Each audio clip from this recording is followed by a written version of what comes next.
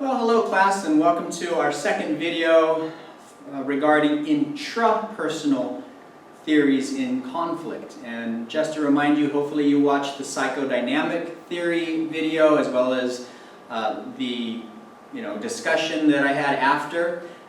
We're going to move on to uncertainty theory. And again, with theory, we're looking at hopefully coming up with something that offers some explanation as to why we behave the way we do in conflict. Maybe some predictive power. So the next one on the list is uncertainty theory, and this is in your textbook as well. And really we're looking at not having enough information, maybe about the person's motives. People in your lives, maybe you feel like, is this person trying to use me? Or is this person really wanting to be my friend or significant other? That uncertainty can lead to frustration, tension, anxiety even. And that's what we call uncertainty theory. The more of that uncertainty, is more of a probability that you'll have conflict in your life. So we're dealing with questions like, hey, are we friends? Are we just hanging out? Are we more than friends? Right? Are we exclusive? How many of you have had conflict because you're trying to grapple with that question? Now you're not really sure. And again, we're talking about a person's motives. If you're uncertain about their motives, uncertain about the roles that you're playing in each other's lives, that can lead to conflict, okay? And possibly has. For the last 20 years, I've had students talk about that being an issue in terms of whether they're exclusive or not. And is it time? Sometimes events can lead to conflict and exacerbate this uncertainty. If you don't know if someone's serious enough about you to take them to a family gathering or an event like a wedding or something where they're going to meet a lot of family members, that uncertainty can lead to more conflict. As well as New Year's, Valentine's Days, that sometimes leads to breakups, right? I've had a lot of students talk about, because of the uncertainty, I didn't even want to deal with the energy it took to put into figuring out whether we're serious enough for Valentine's Day or New Year's. So that's something else to consider when we're talking about roles. Students have also written about how, and these are the older students, I've had students who are boomers, and they've talked about how their relationship, and they've been married, I think of one couple who's been married for like 35 years, and over the years it's been really difficult because when they first were married it was more traditional. The husband went out and worked and earned money. The wife stayed home with the kids and watched the house. And progressively, as social norms changed, so did their lives. They both had to go out and get jobs, and they both had to take care of the house once the kids grew up. And that uncertainty of, well, am I supposed to do the dishes more or are you supposed to do the dishes more? And of course the wife would say, hey, just because I'm the woman doesn't mean I have to do more of the housework. I'm working as equally as you are outside of the home. We should try to work equally inside of the home. And I imagine you can understand how that uncertainty, that negotiating of roles can lead to conflict. So that's uncertainty theory. If you have any more questions about it, please email me or Zoom in on Friday mornings and I'll be happy to explain that to you more. It is in your textbook under that theory chapter. The next theory that is intrapersonal is attribution theory. Now again, we're talking about our thought process, the way we communicate within ourselves, our self-talk. And attribution theory really focuses on trying to come to a conclusion based on a behavior you've observed. To infer, right? What you know, whether it's facts, whether it's research, or whether it's a behavior someone's exhibiting, you're going to infer or guess at a conclusion and come to a conclusion. And you can see how that conclusion could be wrong most of the time, or at least some of the time.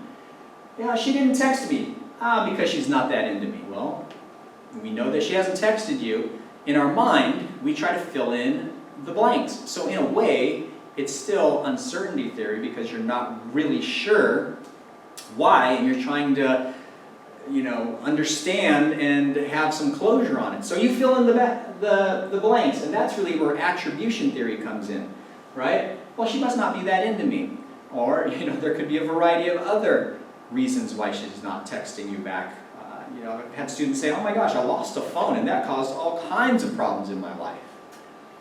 The photo on Instagram with a guy, she must be cheating on me, right? Well, we come to these, we attribute and then infer reasons why something, we're seeing a behavior and why that behavior is existing, okay? Oh, you're leaving class because I must be boring you, right?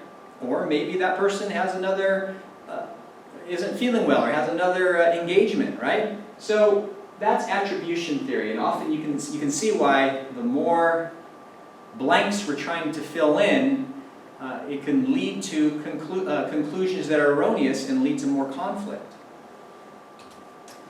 So attribution error.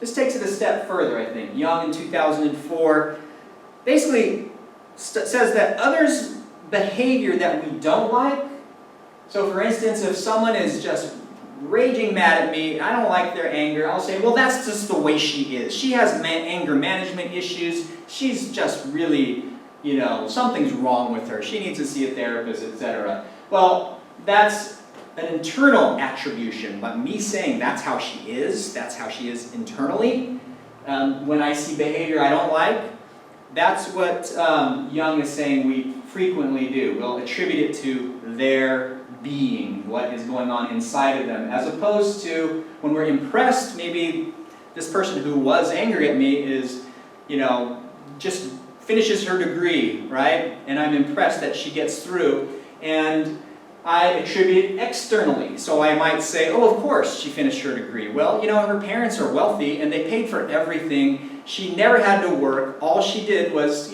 focus on her studies. And, it's pretty easy for her because of these external attributions, explanations, her parents being wealthy. So typically, that's what Young in 2004 has identified, that we attribute internal attributions to things we don't like about other people and external attributions to things that we're impressed with.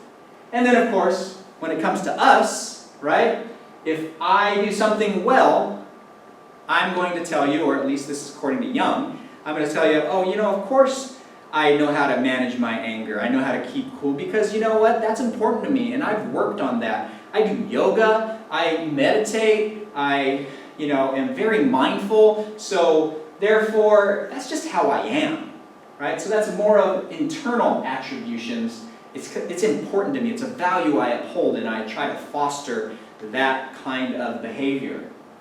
Whereas if I lose my cool, something I didn't do well, I could externally say, well, yeah, of course, look how you're behaving. You're just, a basket case, and I have to deal with you, and of course I'm going to lose my cool, right? It's all your fault. I don't have there's no blame. You're 100% wrong, I'm 0% wrong. So that's attribution error. I think that's kind of interesting to think about when we deal with things, especially in conflict, because we tend to really get entrenched in how right we are or how wrong we are, and oftentimes we fail to own our part in it. And so attribution error can be definitely related to how we deal with conflict. So, have you ever made an attribution error that leads to an unnecessary conflict? What happened?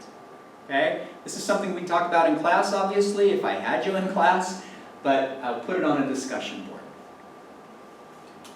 So that concludes the intrapersonal conflict theories. I really hope you got something from the discussion. I wanted to take it a step further than just saying, read the textbook, and I hope you have a great day. If you have any questions, please contact me via email at any time, and then generally I have my Friday morning Zoom hours from 9 to 11, and have a great day.